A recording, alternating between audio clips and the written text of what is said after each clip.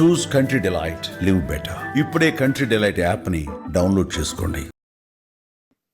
ఇక్కడ ఉన్న వేదిక మీద ఉన్న పెద్దలందరికీ, అలానే ఇక్కడ వచ్చిన పేరెంట్స్ అందరికీ నా ధన్యవాదాలండి. అలాగే నా తోటి కానిస్టేబుల్కి సెలెక్ట్ అయిన అందరికీ కంగ్రాచులేషన్స్. అండ్ అందరూ ట్రైనింగ్కి వెళ్తున్నారు, అందరికీ ఆల్ ద బెస్ట్ అండి. నా పేరు షేక్ గండ్లూరు హాఫిజూన్, వైఎస్ఆర్ కడప జిల్లా ముద్దునూరు మండలం ముద్దునూరు గ్రామం అండి. యాక్చువల్గా ముస్లిం కేటగిరీలో అమ్మాయికి ఈ డిపార్ట్మెంట్లో పంపించడానికి తల్లిదండ్రులు కానీ పెళ్ళైనాక హస్బెండ్ కానీ చాలా భయపడుతుంటారు.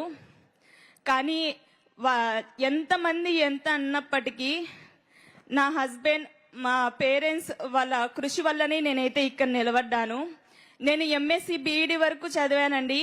చాలా మంది అంటారు, ముస్లిం అమ్మాయివి నువ్వేం చేయగలవు, అది కూడా మ్యారేజ్ అయింది, 28 years, నువ్వు ఇంకేం సాధించలేవు నీ లైఫ్లో, ఏదైనా చెయ్యాలంటే బీఈడి ఒక్కటే ఉంది, నీ టీచర్గా మాత్రమే పని చేయగలవు అని అన్నారు. సో అలాంటి వాళ్ళు అందరూ ముక్కున వేలేసుకునే విధంగా ఈరోజు నేను కానిస్టేబుల్ జాబ్ కొట్టి మీ అందరి ముందు నిలబడ్డాను. అలాగే మా కమ్యూనిటీ పేరెంట్స్కి నేను విన్నపించుకునేది ఒక్కటే, నాలాగా చదువుకునే వాళ్ళు చాలా మంది ఉంటారు. సో మీ అమ్మాయి స్టేట్ ఫస్ట్, డిస్ట్రిక్ట్ ఫస్ట్ అని చెప్పుకోవడమే కాకుండా వాళ్ళని చదివించి వాళ్ళు కోరుకున్న జాబ్ని వాళ్ళు సాధించే విధంగా వాళ్ళకు సపోర్ట్ చేయండి చాలు. పెళ్లిళ్ళు చేసి వాళ్ళ కళల్ని అక్కడే అనుగదొక్కద్దు ప్లీజ్, ఇదొక్కటి మీకు చెప్తున్నాను. అలానే మారుమూల ఉన్న ప్రజలు చాలా మంది ఉంటారు.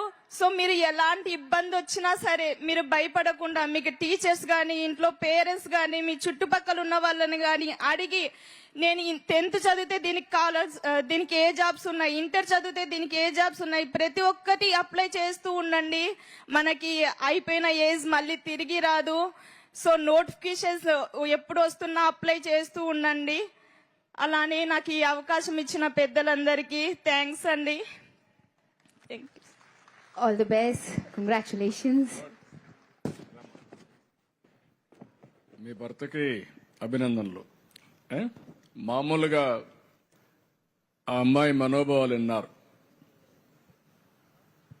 మామూలుగా ఆడపిల్లల్ని చదివించాలంటే శ్రద్ధ ఉండదు.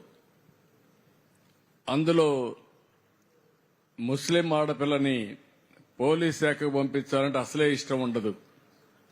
అలాంటప్పుడు భర్త, తల్లిదండ్రులు ఆ అమ్మాయిని ఆశీర్వదించారంటే శబాష్, వాళ్లకు మనస్ఫూర్తిగా అభినందనలు, గట్టిగా చప్పట్లు కొట్టి అభినందించాలి. వీళ్ళ బాబు కూడా 8 సంవత్సరాల బాబు. ఈవిడ మనోస్థైర్యం, బాబు తల్లికి అండ.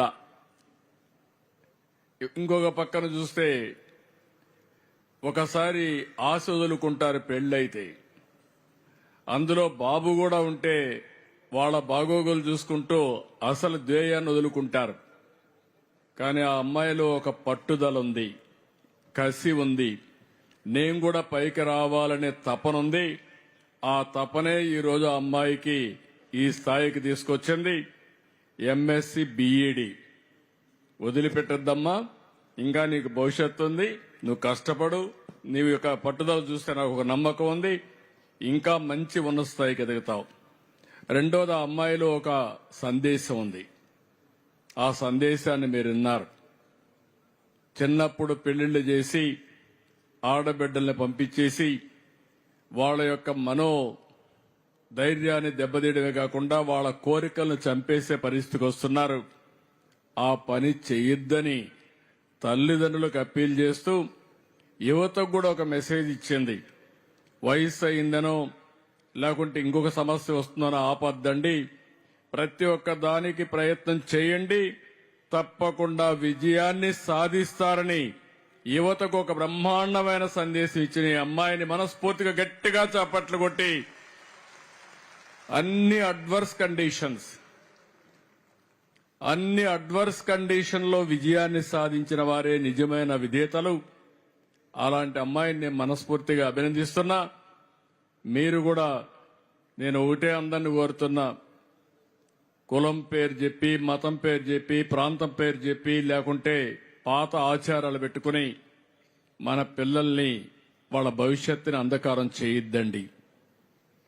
వీళ్ళందరూ కూడా మంత్రిలో మాణిక్యాలు ఈ పిల్లలు. చదివిస్తే ఉన్నత స్థాయికి ఎదుగుతారు. మనోధైర్యం మీరు ఇంట్లో ఇవ్వగలిగితే ఆ ధైర్యంతో కొండనైనా సరే బద్దలు చేసే శక్తి మన పిల్లలకుంది. ఈ విషయాన్ని తల్లిదండ్రులు ఇలాంటి ఎక్సెప్షనల్ కేసులో భర్తలు గాని పిల్లలు గాని అర్థం చేసుకోవాలని మరొక్కసారి కోరుకుంటూ, అందరినీ చూస్తే ఒక్కొక్కరిది ఒక స్టోరీ అయితే ఈ అమ్మాయిది అందరికంటే కూడా ఒక ప్రత్యేకమైన స్టోరీ. అందరూ కూడా గట్టిగా చప్పట్లు కొట్టి ఆశీర్వదించండి. థ్యాంక్ యూ మా. I wish all the best. Thank you.